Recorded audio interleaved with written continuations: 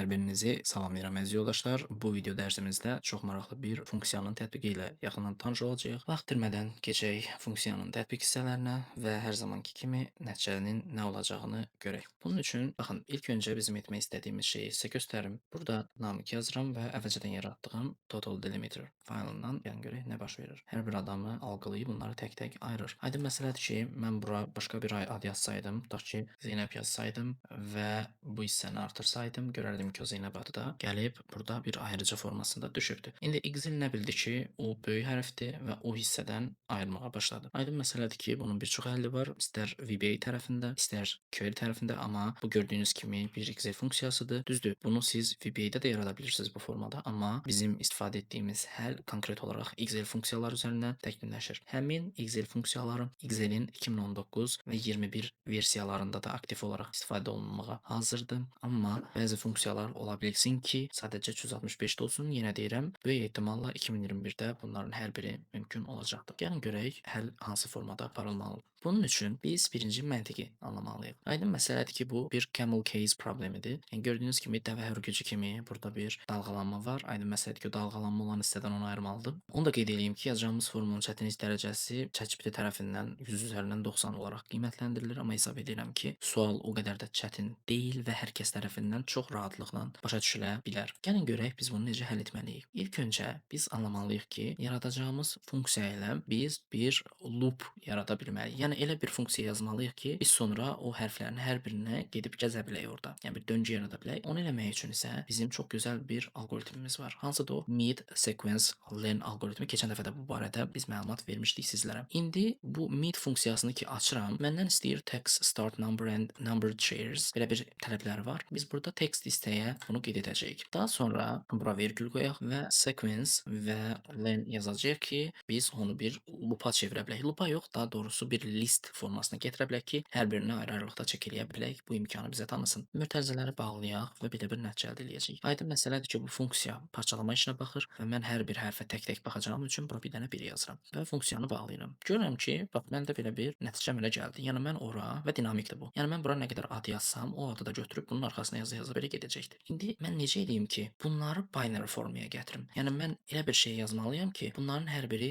binary formaya gəlsin. Yəni mən C hərfini upperla işarələsəm, aydın məsələdir ki, kiçik C ilə böyük C-ni o eyni qəbul edəcək və orada true yaranacaq. Problemi aşmaq üçün isə çox maraqlı bir yanaşma irəli sürəcəm. Bunun üçün bir if yazıram. Yəni o bərabərdirsə ona true olsun, deyilsə false olsun. Yəni bir binary məntiqə keçmək üçün bunu edirik. Amma onu necə edəcəyik? Onu eləmək üçün hərflərin kod hissəsinə, yəni arxa planına getməliyik. Onu da eləmək üçün baxın, bizim istifadə etdiyimiz əlifbada Ə hərfi var, Ü hərfi ola bilər, İ hərfi və Ö hərfi, Ğ hərfləri ola bilər. Hansı ki bu hərflər ASCII standartında yoxdur, Unicode standartında var. Ona görə də kod funksiyasından yox, Unicode funksiyasından istifadə edəcəyik. Gəlin görək, bura bir Unicode yazsaq, bizim kiçik C-nin bir ayrı nömrəsi var, böyük C-nin də başqa ayrı bir nömrəsi var. Ona görə də onların eyniləşməyi bizim üçün çox daha rahat olacaqdır. Yəni orada bir səhv etmə ehtimalımız artıq yoxdur. Bax, bunu mən bu formaya gətirə bilərəm, düzdürmü? İndi bir şərti qeyd etmək istəyirəm ki, sizlərə baxın, bunun Unicode'u bərabər olmalıdır. Upper, yəni hansı hərflər zaten bərabərdirsə onlar true olacaq, olmayanlardaydı məsələdir ki, true olmayacaq. Baxın, bu mid hissəni götürüb kopyalayıram. Upper, bu mid hissə, bu hissəni niyə kopyalayıram? Yəni bu hərflərin hər birini algılasın deyə. Və bunun qabağına da yenə Unicode yazıram, çünki bu funksiya nə edir? Götürür bütün hərfləri hamısını böyüdür, sonra da onları Unicode koduna çevirir. Sonra da o birisindən müqayisə eləyir. Kiçik hərflər eyniləşməyəcəyi üçün ora false düşəcək. Böyük hərflər eyniləşəcəyi üçün ora true düşəcək. Beləcə biz istədiyimizə nail olacağıq. Yəni böyük hərflər eyniləşəcəyi üçün anlayacaq ki, Excel o böyük hərfdir. Eyniləşməyənlər də anlayacaq ki, onlar böyük hərf deyillər. Bu hissəni də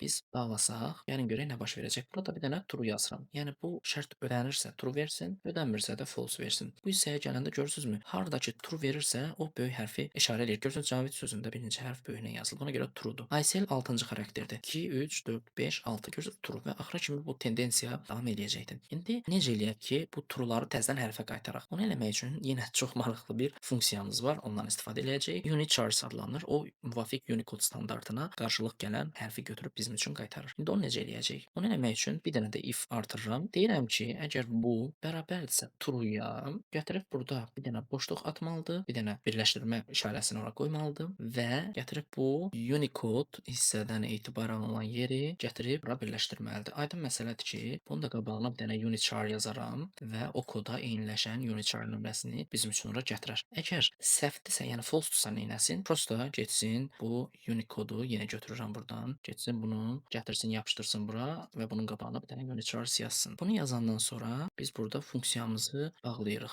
Bağlayandan sonra görürsünüzmü? Böyük hərflərdən qabaq bir boşluq saxlayıb, digərlərində tendensiyanı olduğu kimi saxlayıbdır. İndi gəlin görək nə etməliyik. Bunun üçün text join-dan istifadə edirəm və burada true versək və bunu da belə saxlasaq, gəlin görək nə baş verəcək. Bunu da belə eləyəndə biz istədiyimiz nəticəni artıq burada əldə edirik. İndi bu Caviddən qabaq axı boş hərf var idi orada, boş xarakter var idi. Onu da trimlə silə bilərik də sağdakı, soldakı boşananları, yəni boşluqları götürür bu funksiya və bunu da işarə edəndən sonra artıq Caviddən qabaq da bir xarakter sayı yoxdur, aydın məsələdir ki, və bu funksiya artıq bu işi görəcəkdir. İndi necə eləyək ki, bu formaya gətirək? Onun üçün də bir dənə lambda yazıram və baxıram. Mənim düsturumun içində ancaq A1 istifadə olunubdur. Ona görə də bura text yazsam, prinsipcə ya da text 1 yazaq deyək ki, prinsipcə okey olacaq. Ardınca funksiyamızın içinə girməliyik. İndi bu text 1 ki var, onu kopya eləyirəm. Harda A1 varsa, gəlib orada onu yapışdırıram. Burada da A1 var, burada da A1 var. Daha sonra burada A1'imiz olacaqdır. Burada A1'imiz olacaqdır. Burada A1'imiz var və nəhayət sonuncu A1'dir bu da. Daha sonra funksiyanı bağlayırıq. Daha sonra 2 dənə belə açıb bağlayırıq mötərizəni. Burada ilkin funksiyamızı yoxlamaq üçün elə A1 yazırıq ki, o data kimi A1 algılasın və görürük ki, bütün funksiya işləyir. İndi mən bu bərabərdən etibarən bura qədər olan hissəni, yəni buranı kopya eləyəcəm. Enter deyirəm ki, funksiya qalsın. Gəlirəm data hissəsinə. Daha doğrusu formulası hissəsinə. Name manager deyirəm, new deyirəm və